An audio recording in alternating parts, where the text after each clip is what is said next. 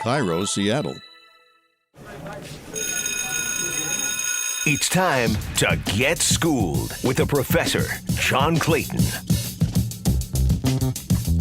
Welcome to Schooled with the Professor. John Clayton here, and I'm very pleased to be joined by Brandon Marshall. And one of the great parts, I still remember seeing Brandon, and you were in training camp, came over, and then you mentioned to me that you're from East Liberty. Of course, I'm from Braddock, Forest Hills. So literally, you grew up within about a 8-10 minute drive from where I grew up. So growing up in the same area and that.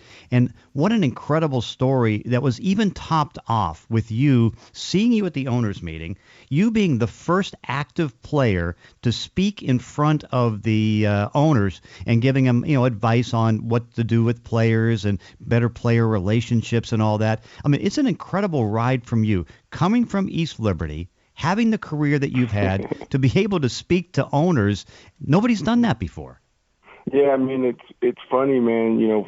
Where we come from, and definitely my side of town, it's blue collar, and the neighborhood I grew up in is the poorest county in all of Pennsylvania.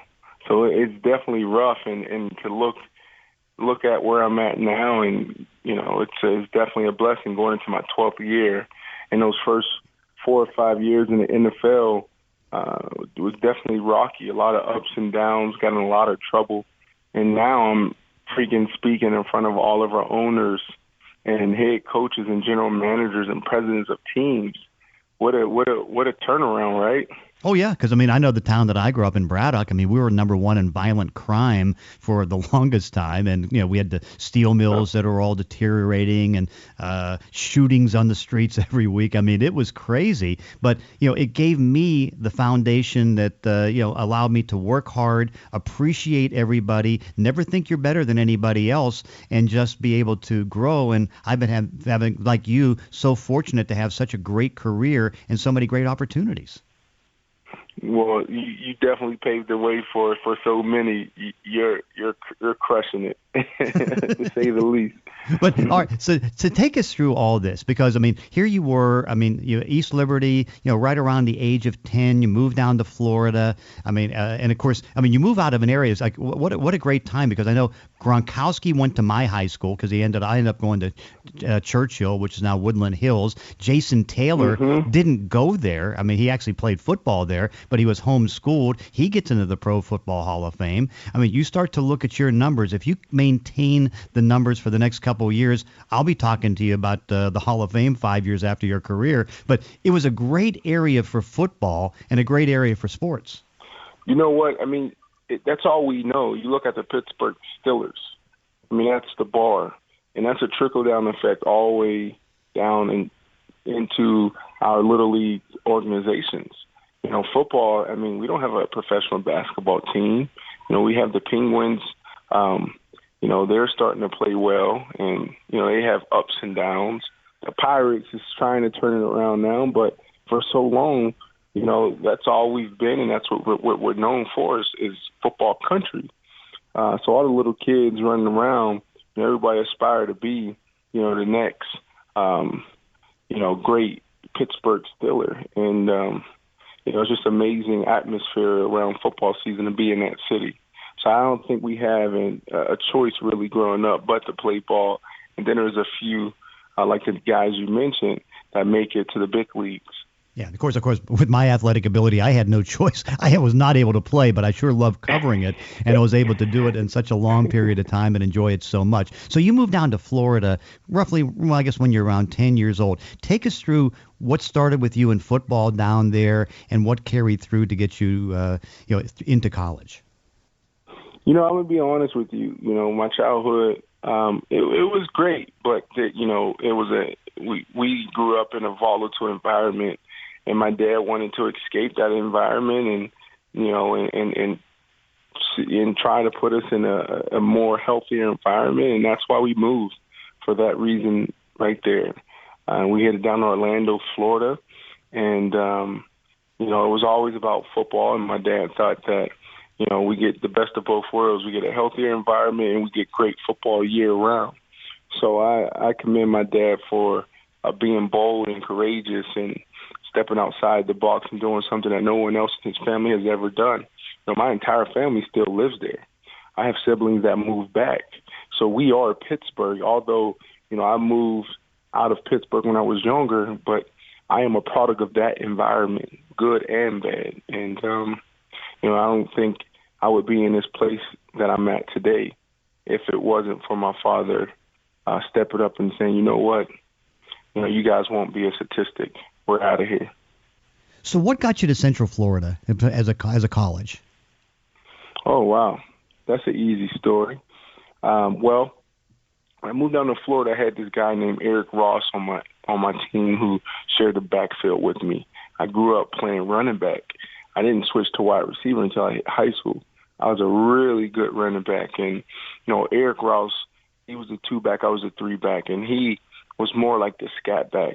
If the best example I can give you is he was more like Reggie Bush and I was Lindale White, but probably a little bit more shiftier. But that's who we were, and we were a tag team. And Eric Rouse had this love for the Florida Gators. And because of him, I was like, well, I want to go to the Gators. And that stayed with me all the way up until high school. So I had to make my decision. Long story short, I get an offer from Florida. Coach Sperry had me on the board as an athlete. Coach Sperry leaves, go to the Washington Redskins. So now Coach Ron Zook comes in, and he doesn't know what to do with me. So I'm there on my official visit. I'm sitting down with him and my father on that Sunday, the last meeting of the weekend. And Coach said, listen, we want to offer you, but we want you to play free safety. And I said, free safety? I said, Coach, man, I want to play wide receiver.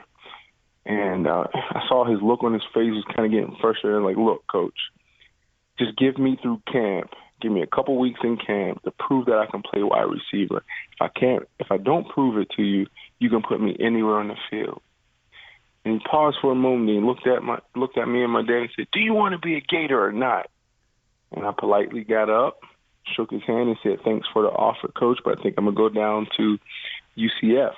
Called Coach Fountain and said, Coach, man, I hope you still have my spot for me. I'm headed home. So that's how I got to UCF. And it ended up being great for me. It was a perfect environment. I wasn't ready for a big campus like that. I'm kind of a slow blinker a little bit, so it takes me longer to get it than others. So being, in a mid-major upstart college was great for me. And now I can look back and say, man, we were a part of starting an amazing football program at the University of Central Florida. And it's funny because I don't think it was the one time I actually was watching the Hawaii Bowl that you were in, and I don't know what it was because I probably wouldn't have watched it. And I just watched how dominating you were, and it really rose your stock in 2005. And at the Hawaii Bowl, you were the MVP, but you were so dominant because here you were 6'4.5", big receiver, making all these catches. Yeah, good thing they didn't make you a safety. Well, you're right. My junior year, I played safety, free safety, the entire year. And Coach Zook wanted me to play safety my entire college career. So I even got to UCF and play with a little bit. We had 6 safeties go down, and I had to go over there and help out for my entire junior year. But then I went back to wide receiver and had a pretty good year. Then I had an amazing bowl game, and I had another amazing all-star game, went back to Hawaii to the Hula Bowl, and teams were shocked.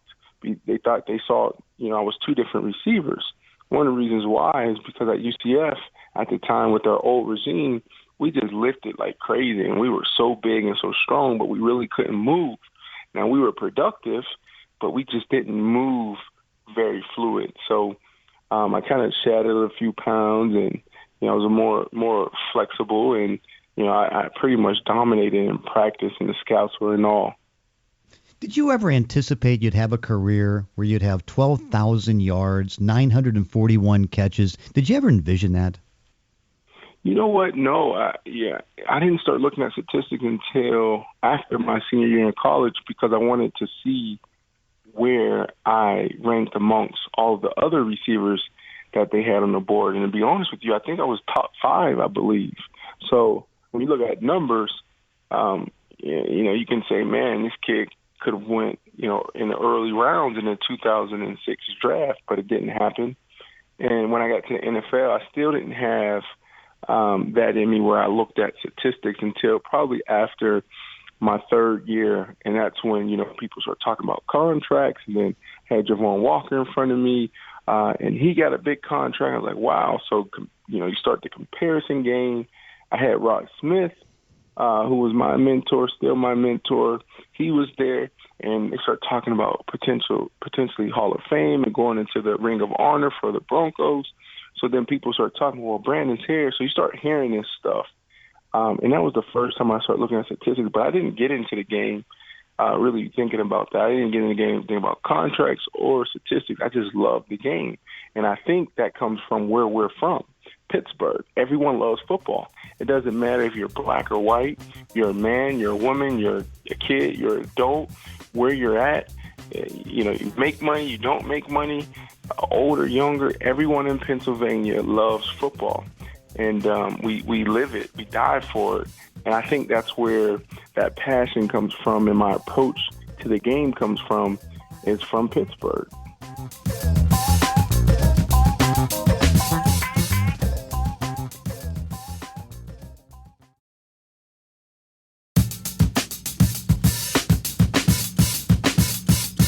When I saw you at the owners' meeting, one of the things that you brought up, which I thought was fascinating, because it shows that you have a recognition of where you are or want to be in your career. You go over to the Giants, and I ask you about, how's that going to work with Odell Beckham, and you bring up the idea that, it's because now having been a number one receiver this long, you go over there, and obviously Odell's going to be the number one guy, but you can make it easier with the coverages, pulling some things over to you that will get your numbers strong and his numbers possibly stronger.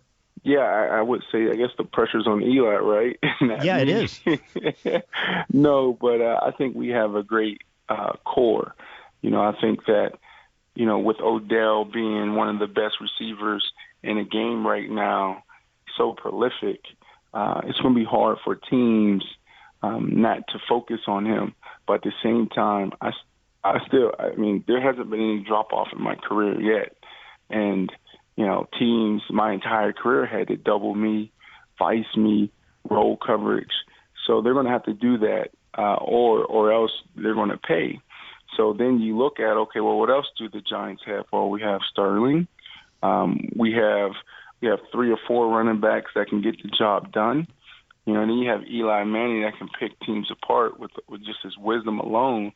So I'm excited about the opportunity because I think we have a group of guys that will play selfless and also play for each other and can play at a high level.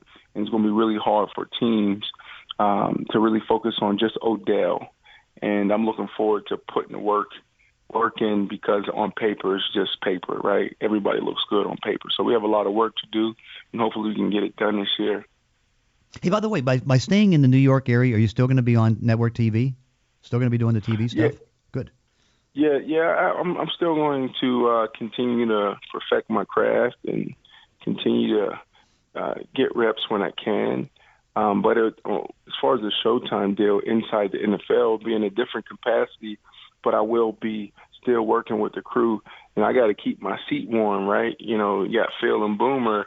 These guys are getting old, and they're feeling the pressure of all these up-and-coming young guys in the business. So, they may try to, boot me off forever. So I got to stay in their ear.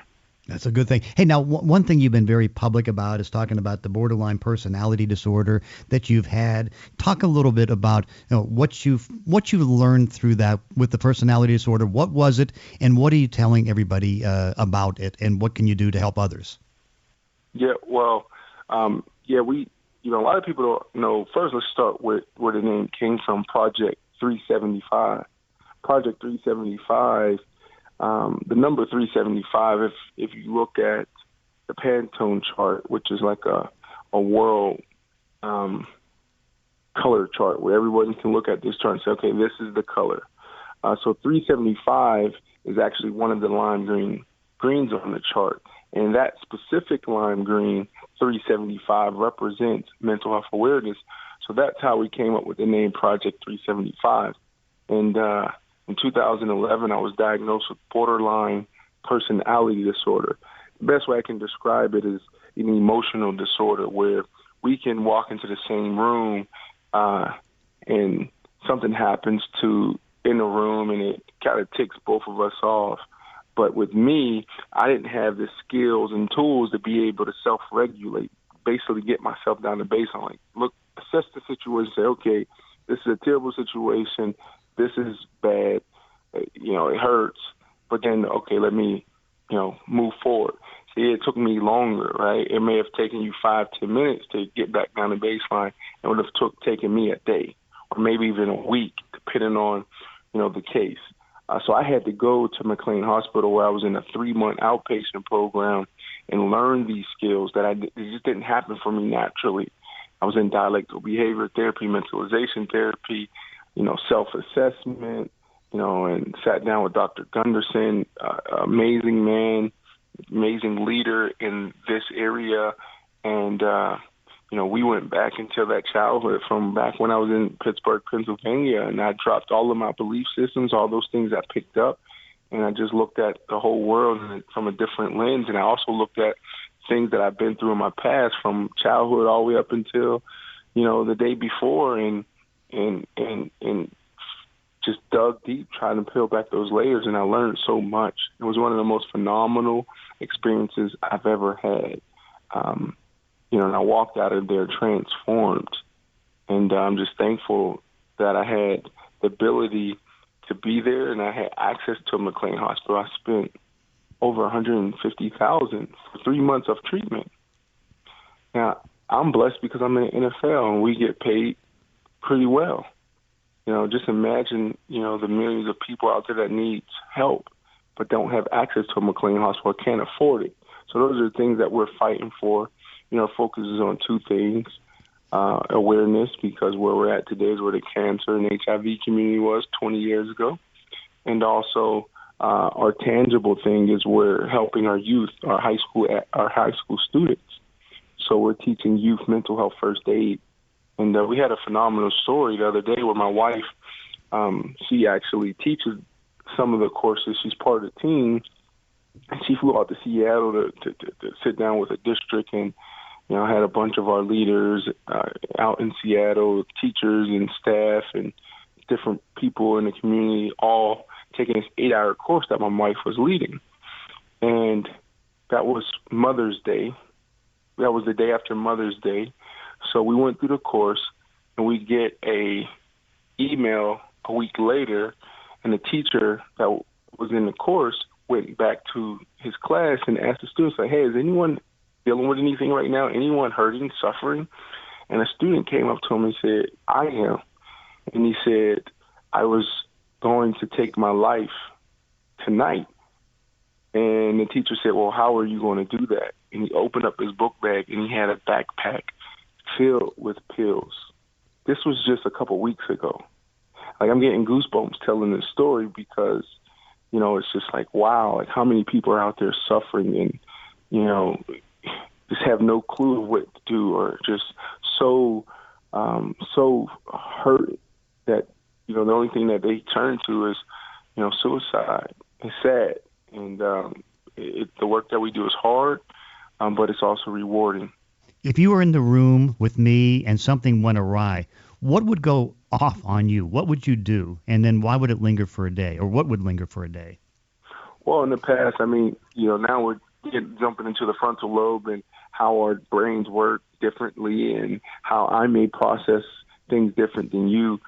So one of the things I can say is for people who deal with borderline, right, personality disorder, they can be impulsive, and we also can think black and white. Now, every case is different. It presents itself in so many different ways. So the way it presents itself in me presents itself differently in another patient, right? So we can't put everybody in the same box. But for me, there was times where I was impulsive because my brain, I process things so fast that I'll be like, okay, this is the situation, and then I will act on it. And that's what mentalization therapy taught me, is basically not thinking black and white, sitting back and just saying the different ways that this person may be saying, what can be going on, instead of me being impulsive and thinking that I got it right away and acting on that, where 90% of the time, we're all wrong when we react instead of respond. And so that's how it was before. I was impulsive. It was a lot of black and white thinking. I just thought I knew people well, and as soon as you showed me who you were, I dealt with you accordingly. Now I slow things down. I'm not impulsive. When I find myself going down that road, I kind of just relax a little bit, be mindful that I'm in this situation, and deal with it accordingly. So, those are the two biggest things I would say to answer that question. Well, I'll tell you what, it is such a great story, and I congratulate you. And again, it's Project 375, and it's project375.org. Go into it, and again, just the fact that it touched Seattle here, and you've touched Seattle, that's a great thing. Hey, Brandon, I forgot you live out there. Yeah, right. I live. Yeah, absolutely. That's right. Wow. Yeah, in fact, about a year ago, I finally sold my place in Forest Hills, but I've been out here since 1986, so a great story touching this area. Hey, Brandon, I congratulate you from a guy from Braddock and you from East Liberty. We both done well, and I wish you the absolute best. Thank you so much, legend.